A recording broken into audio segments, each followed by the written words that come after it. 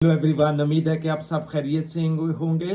आज मैं आपसे बात करूंगा शेयर कोड के बारे में कि अगर आप के पास वीज़ा है और आपने उसको स्विच करने जा रहे हैं, लेकिन आपको शेयर कोड लेने में होम ऑफिस की वेबसाइट पर जाकर अगर आप अप्लाई करते हैं कि आपको शेयर कोड चाहिए, जनरेट करना चाहते हैं, तो वो शेयर कोड नहीं आपको मिलता, शेयर कोड जनरेट नहीं होता, तो आपके लिए बहुत सारी प्रॉब्लम्स आ जाती है। ख़ास तौर पर वो लोग जो एम्प्लॉयमेंट में होते हैं, उनके एम्प्लॉयर बार बार उनको तकाजा करते हैं कि हमें अपना शेयर कोड दें, हमारे साथ शेयर करें, या आपको घर वगैरह किराए पर लेना चाह रहे हैं तो आपने लैंडलॉर्ड को वो शो करना होता है कि आपके पास लीव टू रिमेन है या आपके पास राइट टू वर्क है एम्प्लॉयर के लिए।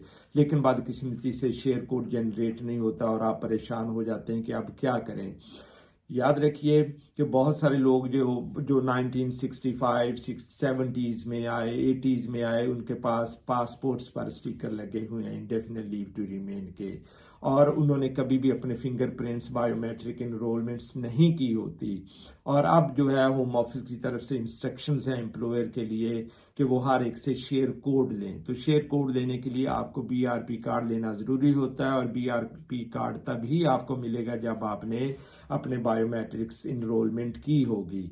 और उसके साथ साथ ऐसे भी होता है कि अगर आप अपनी कैटेगरी स्विच करने जा रहे हैं, या सपोज एक ही कैटेगरी से आप फर्दर लीव टू रिमेन के लिए एप्लीकेशन डाल रहे हैं और उसमें टाइम लगता है और आपका जो शेयर कोड है वो जनरेट नहीं हो रहा होता, तो आपका एम्प्लॉयर बार बार आपसे कहता है कि आप शेयर कोड दें, हमें शेयर कोड दें, अदरवाइज आप घर बैठ जाएं।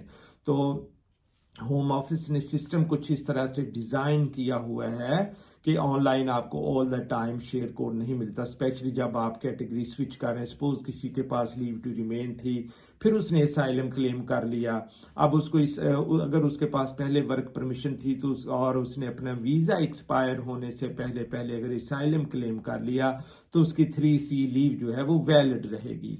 लेकिन वो जब शेयर कोड लेने की कोशिश करेगा, जनरेट करने की कोशिश करेगा, तो वो जनरेट नहीं होगा। तो उसका एम्प्लॉयर फिर उसको कहेगा, प्रेशराइज करेगा कि उसको शेयर कोड दें, वरना वो घर बैठ जाए।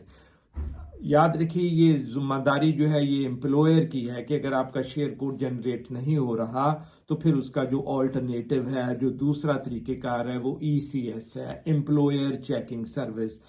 होम ऑफिस को भी चाहिए कि वो एम्प्लॉयर्स को थोड़ा सा एजुकेट करें, उनको बताएं कि ये उनकी जिम्मेदारी है कि वो ECS करें। किसी के पास अगर शेयर कोड नहीं है तो उसका ये मतलब नहीं है कि वो इलीगल हो गया। अगर उसके BRP या ARC कार्ड या कोई भी और जो भी होम ऑफिस तरफ से उसको पेपर वर्क मिला है और उसमें यह है कि उसकी लीव टू रिमेन जो है वो उसको वर्क परमिशन है, क्योंकि उसने अपने पहला वीज़ा जो है लीव टू रिमेन ख़त्म होने से पहले पहले नई एप्लीकेशन कर दी थी, लेकिन शेयर कोड नहीं आ रहा, तो एम्प्लॉयर को चाहिए कि ऑनलाइन जाएं, ECS करें, एम्प्लॉयर चेकिंग सर्विस। सिंपल सा फॉर्म है, क्लाइंट की अपने एम्प्लॉय की सारी डिटेल्स उसमें ऐड करनी है, होम ऑफिस को सबमिट कर दें, फॉरवर्ड कर दें। होम ऑफिस नॉर्मली 1 से 2 वीक में उसका जवाब देगा कि इस बंदे को, इस एप्लीकेंट को, इस एम्प्लॉय को काम की परमिशन है या कि नहीं है। लेकिन अगर उनको ये कह दिया जाए कि आप घर बैठ जाएं, आपको काम की इजाज़त नहीं है, तो यकीन कीजिए लोग बहुत ज़्यादा परेशान होते हैं, स्पेशली जिनकी फैमिलीज़ हैं, रेंट्स हैं, बाकी बहुत सारी जिम्मेदारियां, लाइबिलिटीज़ हैं। तो मैंने उनको देखा है कि 1-2 महीने घर बैठना पड़ता है और वो बेचारे परेशान होते हैं। बार बार हमसे रब्ता करते हैं, पूछते हैं, लेकिन हम हमेशा उनको कहते हैं कि आप अपने एम्प्लॉयर को कहें कि वो ECS करे। तो याद रखिए, अगर आपके साथ भी ऐसी कोई प्रॉब्लम है तो प्लीज़ एम्प्लॉयर को कहें कि वो ECS करें। स्ट्रेट अवे उनको पता चल जाएगा होम ऑफिस के आपको वक्त काम की परमिशन है या कि नहीं। It is just information, it's not a legal advice. As I always say, please seek a legal advice to take any action, any legal action, ताकि आप परेशानियों से भी बच जाएं।